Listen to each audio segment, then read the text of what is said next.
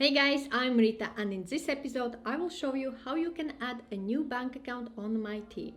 To add new bank account, we can do it on three places. Firstly, we can add new bank account going through settings section, general settings, and going to account section.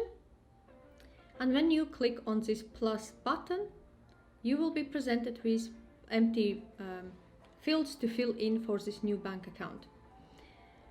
Also, we can add new bank account through two sections, spend money and receive money. So if you click on receive money, you can add bank account by clicking on this button. Or when I go through spend money, we can add new bank account by clicking on here. It's the same pop-up will show up. Let's create a bank account for my business. Okay, opening balance. If you haven't got opening balance, leave blank, but if you have already money in account, you can add an opening balance. In my case, it will be £1,000. Bank account, I will name this one as a business account.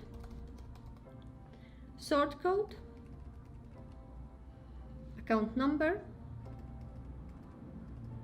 okay, and also we can set this bank as a default bank account. So that would be main bank account where transactions would be going in and out if we wish to do so. So select this one and click save. So successfully new bank account have been added and it's here. And when we go to our banking section and click on banking ledger, our business account is added there.